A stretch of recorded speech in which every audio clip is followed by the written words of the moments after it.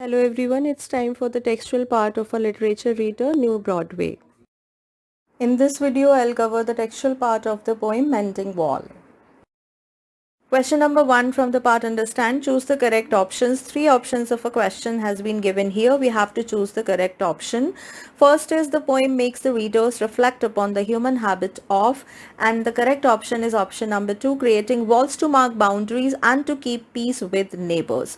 According to this poem, humans are having this habit to create boundaries between the houses so that they can create peace between them.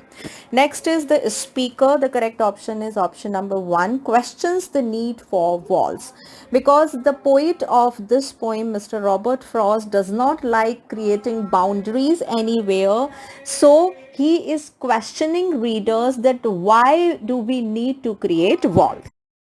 Next question from this part, the wall between the properties of the speaker and his neighbor is broken due to. Option number 2 is right here, the forces of nature and the actions of hunters.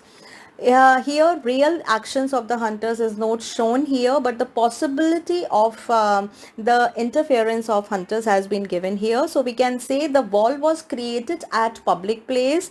That's why due to the forces of nature and possible actions of the hunters could be the reason for the damage of that wall. Next is it is difficult to rebuild the wall because option number 3 is right here. The boulders used are round and difficult to balance atop each other. Whenever the wall damages, both the neighbors try to rebuild it, but that wall was made up of round stone and it was very difficult for them to rebuild the wall because one round stone is very difficult to be balanced over another round stone. Last question of this part, the speaker and his neighbor communicate. The right option is option number 3, but only to decide how to keep each other out of their properties. So the main aim of the communication of both of the neighbors was how they will keep their properties away from each other.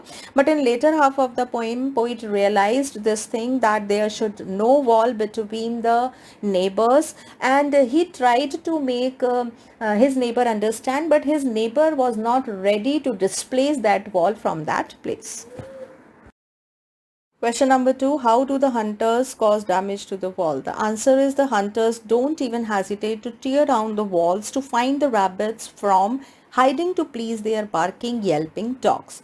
Here the actions of hunters has been given. Whenever hunter come with their barking dogs, they never hesitate to damage anything over that place. See, those were the hunting dogs and they like to hunt small animals like rabbit, hen or mouse, and those small animals find that wall best place to hide themselves. So whenever hunters come, they to make their dog happy, they break down that wall so that they can find small animals who are hiding over there, and they don't even hesitate. Why? Because that wall is not coming in anybody's personal property. That was there at public place, so they never hesitate to break that wall.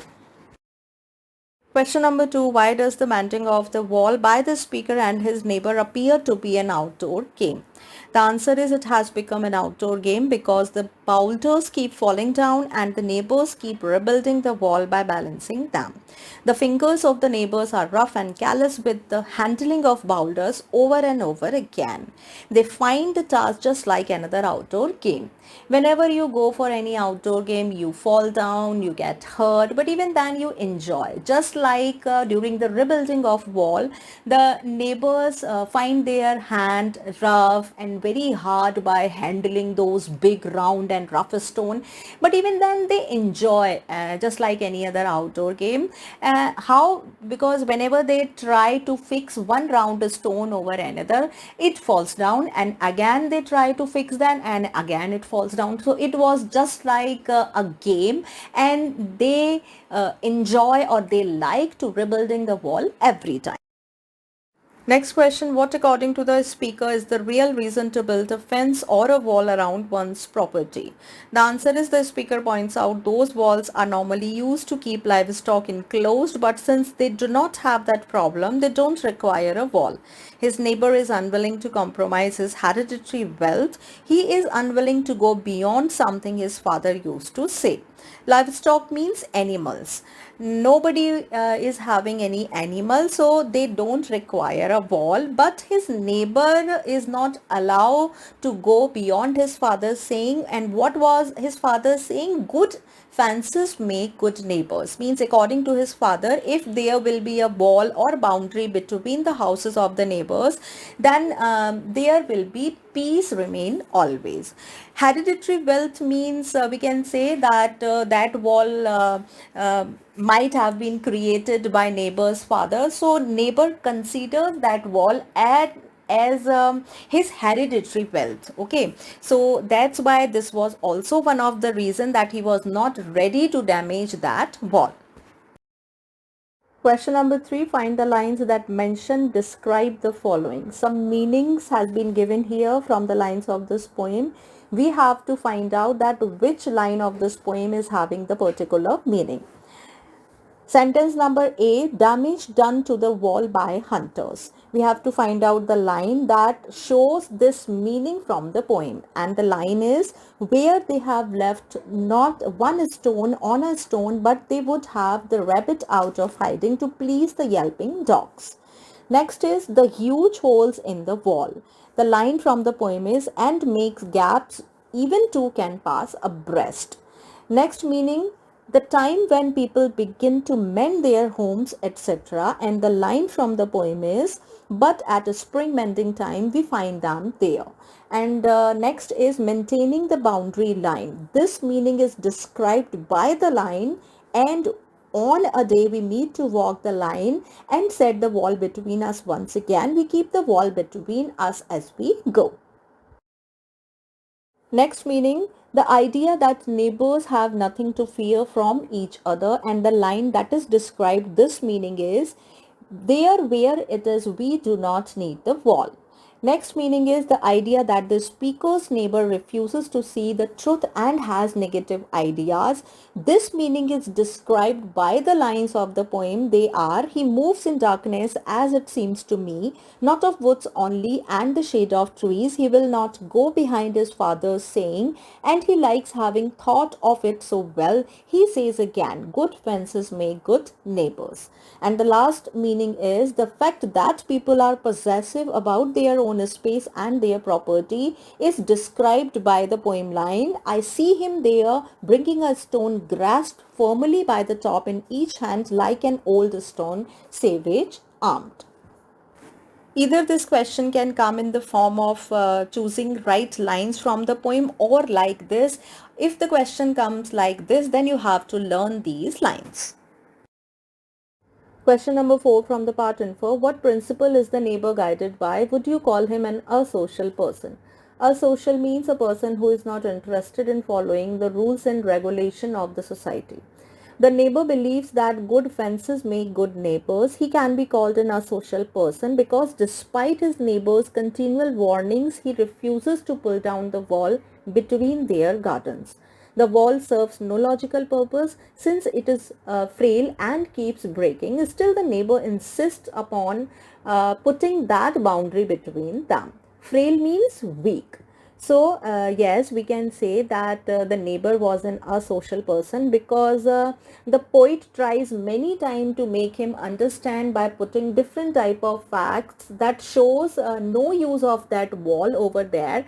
But neighbor is insisted on keeping that wall. Why? Because he is considering this wall as his hereditary wealth, because his father has said that good fences make good neighbors, and he cannot go beyond his father's saying. Question number 5 from the part info. What does the speaker mean by walling in and walling out? Do you think the speaker likes to make a wall to keep people out? The answer is, the speaker says that every time he builds the wall, he would wonder what was he walling in or walling out. He always asked what was being separated and what was being brought together with the wall that they were constructing. Walling in means enclose or keeping something in your control, and walling out means to lose that control. So every time during the reconstruction of that wall, the poet thinks that what thing is there that they wanted to keep in their control, and what is thing they wanted to lose the control on by keeping that wall over that place.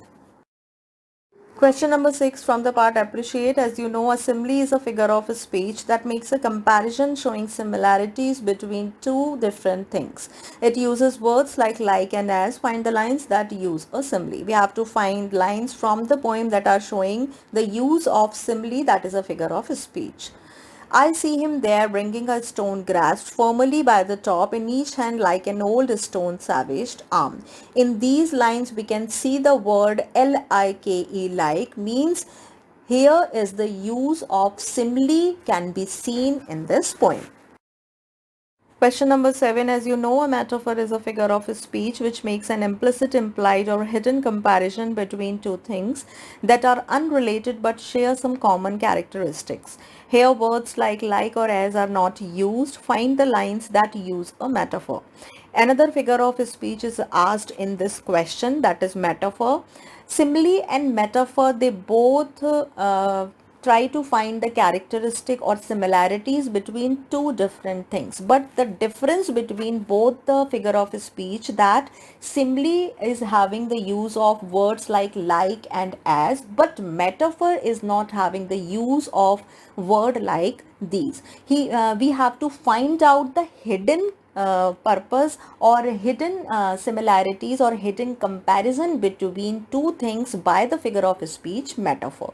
So the line from the poem that is showing metaphor is, he moves in darkness as it seems to me, not of wood only and the shade of trees. Here the darkness of the tree and the darkness of the life is comparing. See, darkness means when you are not able to see anything properly, but first darkness is showing the negativity of the life and second darkness is showing the shade of the tree. Question number 8. At one point, the speaker uses the technique of personification. Here, an idea, a thing, or an animal is given human qualities or attributes. Pick out the lines that use personification. See, personification is another kind of figure of speech that is used when the poet wants to make an inanimated object into living thing. Means non-living thing is presented as a living thing by the poet. That place is having the use of personification. So again we have to find out the line from the poem that is having the use of personification. So here are the lines. Something there is that doesn't love a wall, that sends the frozen ground swell under it and spills the upper boulders in the sun. Here something but that is hidden, so we can say that is non-living person, because if it would have been any living person, then it must have been given any name, a bird or animal or anything else, but something shows something that is non-living. So here elves has been described in this poem. Elves means the creature of the magical stories with magical powers, but nobody sees them. So definitely elves will come in a non-living category, but here poet has presented elves as a living thing. That's why in these lines we can say the use of personification is there. Last question from the part extension. In this poem, two men meet in a civil manner to build a barrier between them. They do so out of tradition and habit. While the speaker does not completely agree with the idea of walls and fences, his neighbor repeatedly says good fences make good neighbors. Do you find yourself agreeing more with the neighbor or with the speaker? Write a short note to explain your views on the matter. Let's see the answer on the next slide. The answer is a world without fences and barriers would have been a better one, since people would have more trust and compassion for each other. Barriers also imply distrust and lack of proximity. If there were to be no fences between neighbors, it would reflect a sense of unity and companionship between them. It would reflect a relationship of mutual respect and belief. Boundaries signify demarcation, a division created by human beings. In nature, there are no boundaries. It is reflected by oneness and universal brotherhood. Compassion is called kindness. Proximity is closeness in a relationship or time or space, and demarcation is fixing the boundaries or let the boundaries remain. So here in this note, poet want to say that if there will be no boundaries, means there is mutual understanding between the people. Mutual means if I am agreeing on something, you are also agree with that thing, means there will be a unity, the sense of brotherhood, compassion will be there, unity will be there, each and everyone will live together with love and with affection. But boundaries shows that yes, we are having the feeling of separation, feeling of keeping our properties in a secured manner. So poet is saying, see the nature is created no boundaries for us. Anywhere we can go, anywhere we can find the space, the free space to serve or to make us feel. So like nature, we have to also do the same manner. We have to learn from the nature by maintaining no boundaries between the neighbors, between the colonies, between the cities and between the countries. So we have completed all the question answers of this chapters. So I am ending this video here. See you next time.